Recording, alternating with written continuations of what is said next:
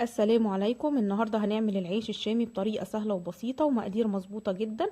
هقولك على طريقة التخمير اللي هتخلي العيش معاكي مرتفع، مش هيهبط منك خالص. كل العيش هيبقى مرتفع، مفيش واحد هيبقى مكتوم. مكونات بسيطة جدا موجودة في كل بيت. هقول على مكون صغير هيخلي طعم العيش حلو قوي، غير طعم العيش اللي احنا بنجيبه من الأفران. كمان ان هو مضمون.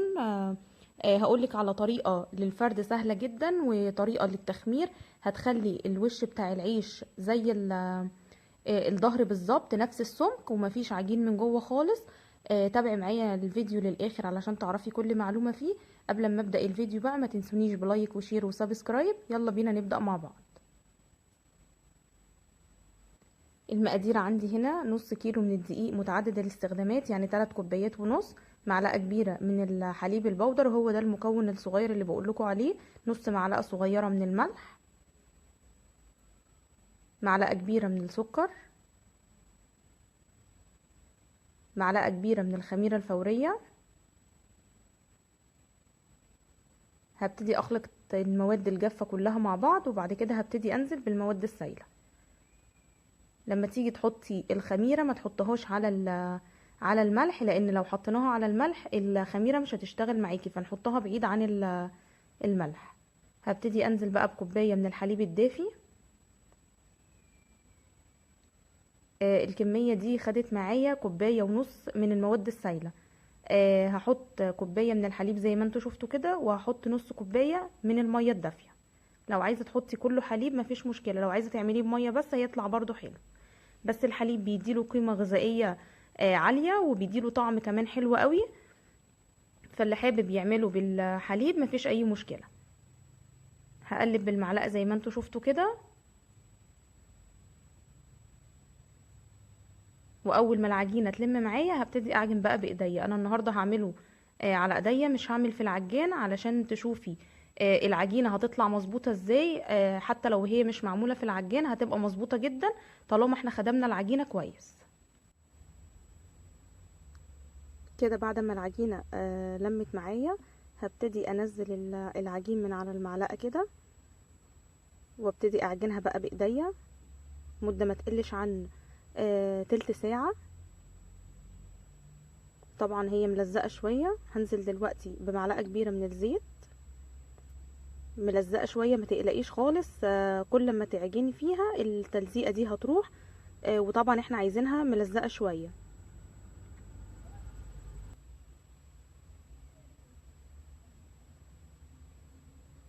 اعجن كده مده كويسه.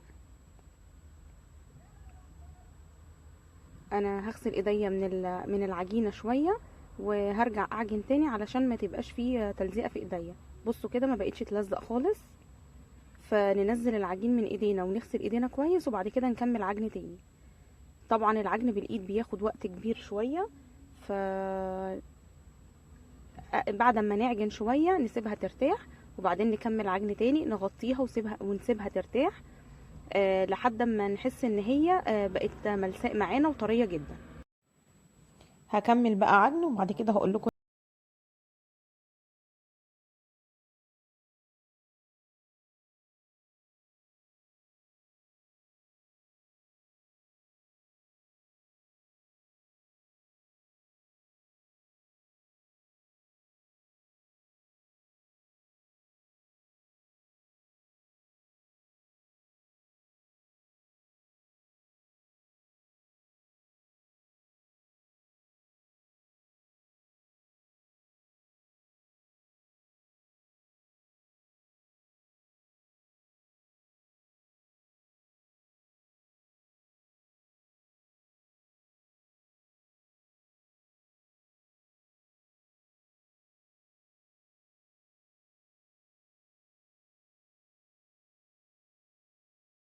بعد ما خلصنا عجن خالص بقى نبتدي نغطيها بالاسترتش او باي كيس عندك، وتغطيها بفوطه.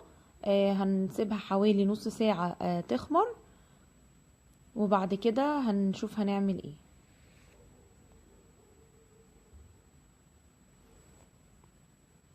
كده بعد ما العجينه خمرت معايا وحجمها اتضاعف، هبتدي بقى انزل الهواء اللي جواها ده كله. والطبق اللي انا هحط فيه العجينة وهقطعها هحط له رشة دقيق بسيطة. طبعا انا عايزة العيش كله نفس المقاس، فهجيب انا عندي ميزان.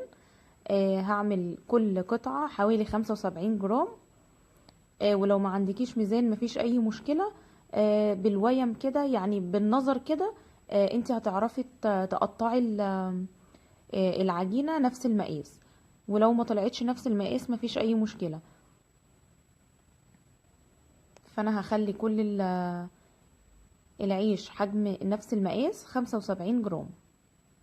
ولازم نقفلها كويس جدا زي ما انتوا شايفين كده علشان العيش ما يفتحش معايا.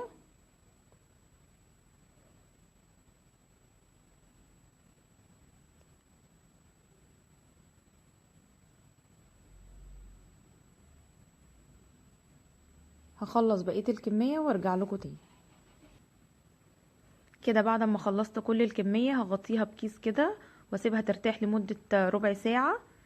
كده بعد ما ارتاحت لمدة ربع ساعة حجمها اتضاعف شوية والعجينة ارتاحت، هبتدي بقى اخد قطعة قطعة وافردها. اهم مرحلة المرحلة اللي انا هعملها دي. العيش طبعا عشان ما يلزقش معايا ما ينفعش احطه في الصاج كده على طول. فانا حطيت ورق مناديل، مناديل المطبخ. هنحط عليها على كل منديل من ده رغيف. الخطوة دي مهمة جدا علشان العيش بعد ما يخمر التخمير بتاعه ما يهبطش والعيش يطلع معاكي منفوخ. فلو التخمير بتاعه هبط العيش مش هيطلع حلو خالص. فالخطوة دي مهمة جدا وضروري جدا نعملها. انا حطيت رشة دقيق بسيطة. هبتدي بقى اخد قطعة قطعة وافردها ونخلي شكلها مدورة زي العيش بالظبط. طبعا انا هفردها مش عايزة سمكها ولا سمكها تخين ولا سمكها رقيق. هوريكم دلوقتي سمكها هيبقى عامل ازاي.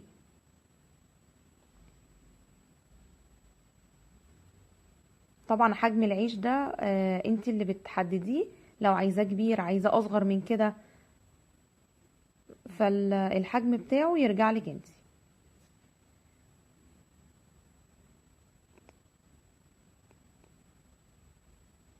ولو خمرنا العيش بالطريقه اللي انا هقولها لكم ان شاء الله هيطلع معاكم مظبوط جدا. بصوا السمك بتاع العيش، هو ده السمك اللي احنا عايزينه علشان ما يطلعش معاكي من جوه معجن، فاحنا مش عايزينه تخين.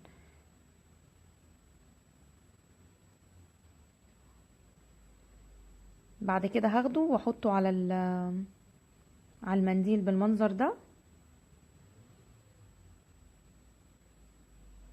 وهعمل بقية الكمية بالشكل ده كده. انا مش هفصل الحتة دي خالص علشان تشوفوا الطريقة هتبقى عاملة ازاي. هخلص بقية الكمية وارجع لكم تاني.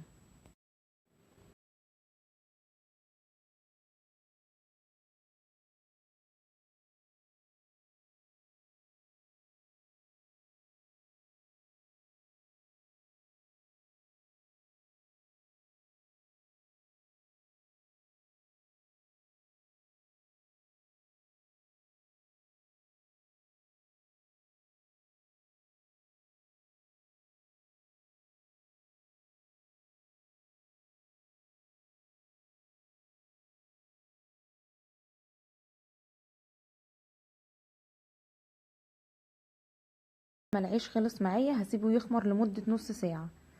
بعد ما خمر بالمنظر ده كده بصوا حجمه ارتفع شوية. طبعا انا عشان احافظ على التخمير بتاعه ده لازم ابقى بالراحة جدا على العجينة. اسيبها تخمر على مهلها خالص، ما استعجلش خالص فيها. اسيبها ممكن لمدة من نص ساعة لساعة لحد ما احس ان هي خمرت كويس جدا، وبعد كده هبتدي اشتغل فيها. عندي دلوقتي طاسة بقى على النار بسخنها كويس جدا، ويفضل ان هي تبقى تيفال علشان العيش ما يلزقش فيها. بخليها سخنة جدا وهبتدي امسك رغيف رغيف بالمنظر اللي انتوا شايفينه ده بالراحة جدا واطلعها واحطها. طبعا المنديل هو ساعدني جدا في ان انتي تشيلي العجينة العيش يعني من غير ما التخمير اللي فيه يهبط خالص. بصوا زي ما انتوا شايفين بيرتفع كده واحدة واحدة. بحركها كده على كل الاتجاهات علشان آم، العيش يرتفع معاكي، ما بياخدش وقت خالص. بعد كده هقلبه على الناحية التانية، على الوش التاني. بصوا خد لون حلو قوي من تحت اهو.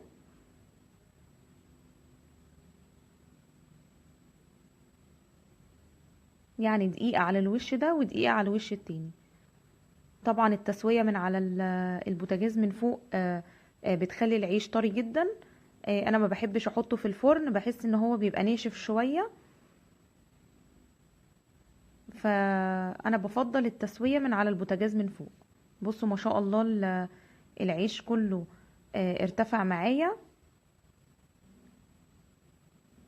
خلاص كده هو خد اللون من تحت ومن فوق حلو قوي. طبعا هبتدي احطه على فوطة تبقى قطن، علشان طبعا لما هو هيهدى شوية هيعمل مية بسيطة كده، هيعرق يعني. فيفضل ان احنا نحطه تحت فوطة قطن، عشان هي تبقى ال ال ال البخار اللي هيطلع منه الفوطة تشربه. واغطيها برضو بفوطة من فوق عشان احافظ على الطراوة بتاعته. هخلص بقية الكمية وهسيب لكم العيش وهو بيستوي علشان تشوفي ان كل رغيف ارتفع ازاي، مفيش ولا رغيف خالص طلع مكتوم من جوه. هخلص الكمية.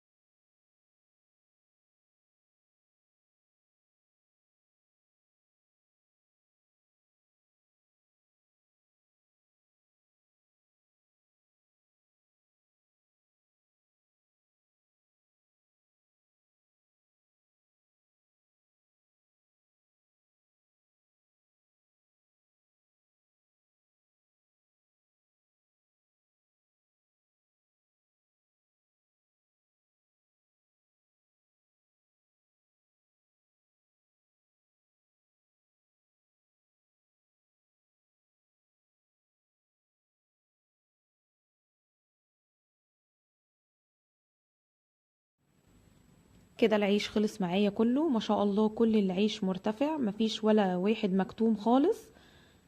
بصوا كمان لما بفتحه ما فيهوش اي عجين خالص، استوى دقيقة من على الوش ده ودقيقة من على الوش التاني، كده يبقى خلص على طول. دي احسن حاجة ان هو بيستوي بسرعة من على البوتاجاز من فوق. فانا بحب الطريقة دي جدا، غير ان طعمه حلو قوي، هيعجبكم ان شاء الله. يا رب تكونوا استفدتوا بالفيديو ويكون عجبكم. ركزي في كل المقادير اللي انا قلتها، المقادير بتاعته مظبوطة جدا. وخلي بالك من طريقة التخمير بتاعته، لان الخطوة دي مهمة جدا في ان هي تطلع العيش معاكي مظبوط. ان شاء الله تجربيه ويعجبك. اشوفكم في فيديو جديد ووصفة جديدة، والسلام عليكم ورحمة الله وبركاته.